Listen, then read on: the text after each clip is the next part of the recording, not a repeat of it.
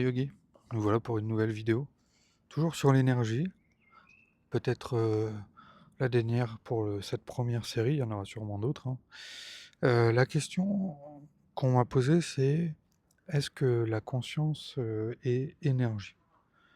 Alors, je vais faire une réponse extrêmement simple pour ouvrir le sujet, c'est oui.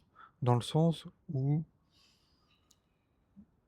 pour l'énergie, je vous invite à avoir cette notion que tout est énergie, simplement. Partez de ce postulat que tout est énergie.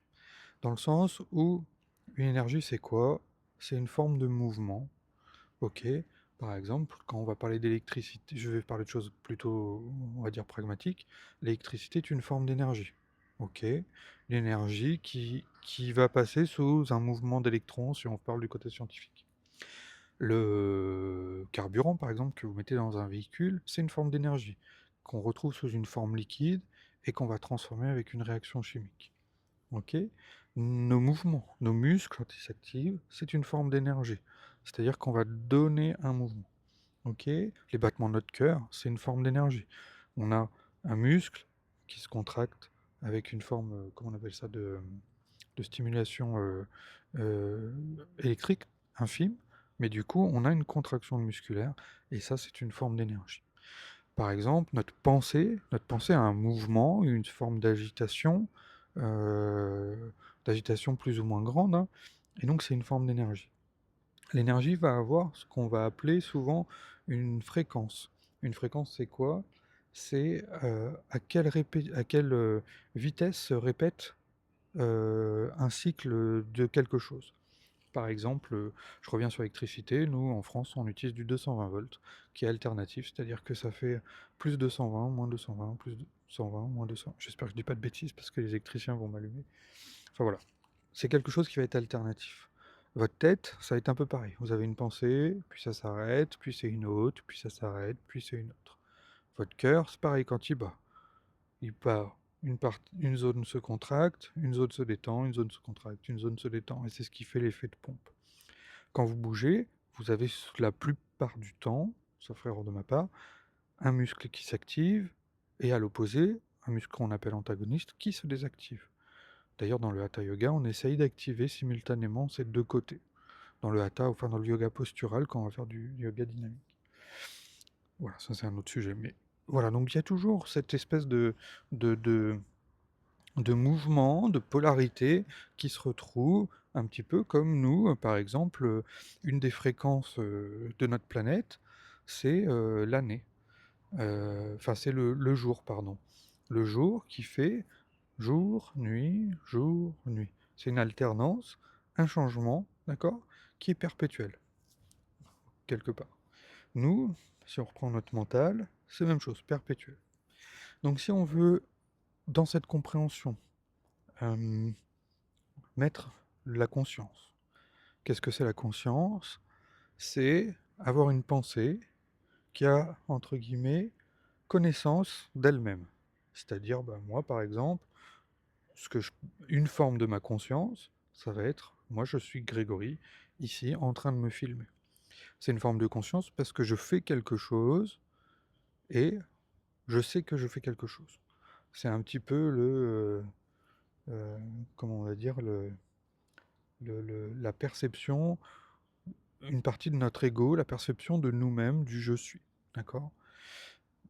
La conscience, du coup, au sens très large, c'est-à-dire que la conscience va être connue et inconnue. Ok? Toujours avec cette histoire de polarité. C'est-à-dire qu'on a notre conscient et notre inconscient. Mais les deux sont connectés, même si, dans notre conscient, nous n'avons pas accès à ce qui est inconscient. Et j'abuserais peut-être de dire que l'inconscient n'a pas toujours accès au conscient, même si je pense que l'inconscient a accès au conscient, avec l'expérience. Donc voilà un petit peu ce qu'on peut amener. Donc pour moi, à quelle fréquence le fait que notre conscience change d'état, d'accord? Par exemple, nos cycles qui sont éveillés, endormis, sommeil profond, d'accord? Quand je dis endormi, c'est l'espace où on n'est plus conscient, mais par exemple on peut rêver. Quand on est en sommeil profond, on ne rêve plus du tout, entre guillemets. Dans ces différentes phases, on va avoir justement si on peut rattacher notre conscience à notre cerveau, une activité cérébrale qui va avoir des fréquences différentes.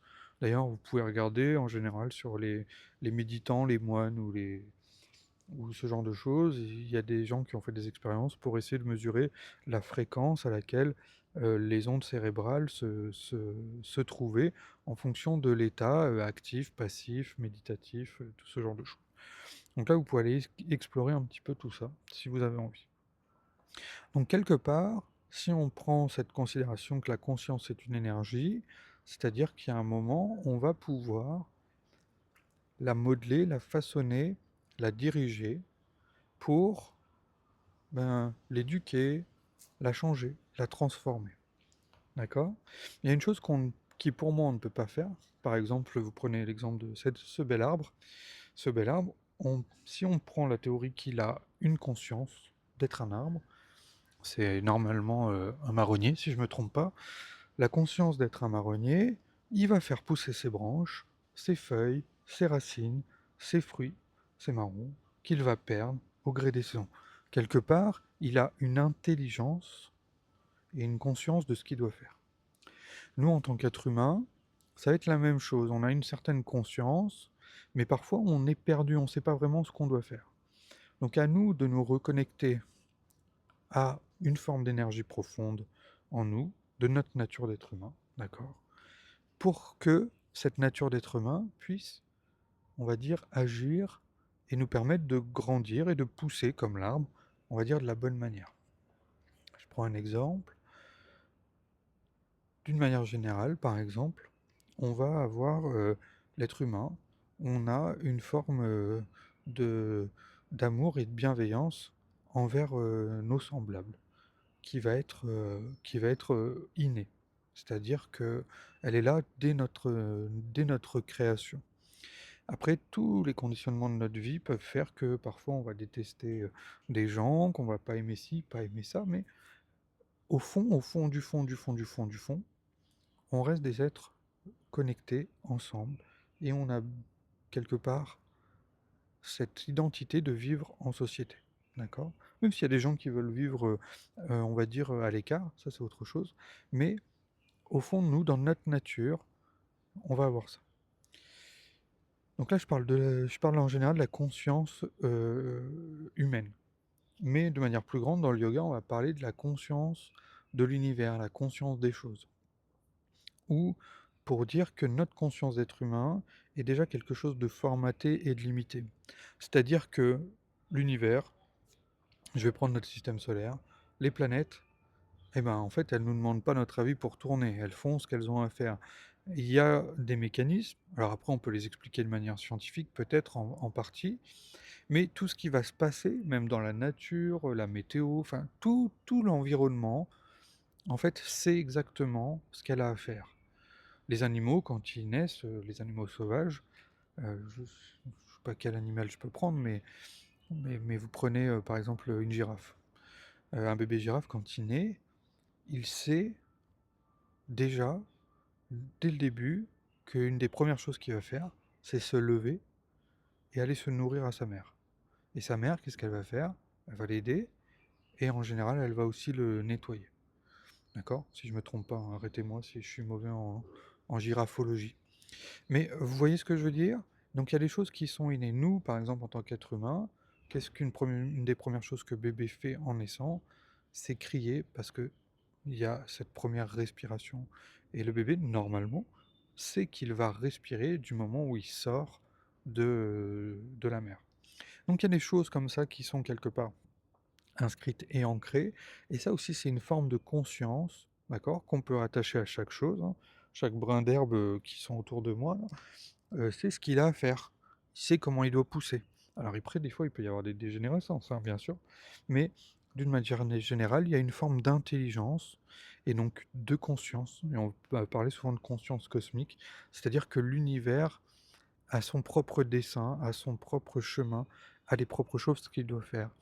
Et cet univers-là, cette conscience du cosmique, qu'on appelle dans le yoga, va être quelque part une forme d'énergie dans lequel nous nous baignons et dans lequel on doit, entre guillemets, «vivre». Voilà. J'imagine que ça va amener plein de questions. J'espère que ça vous en posera. N'hésitez pas à me les poser en direct sur WhatsApp ou même en commentaire sous la vidéo, comme vous voulez. Je n'ai rien ajouté pour celle-ci. Je vous dis à bientôt les yogis. À bientôt, ciao.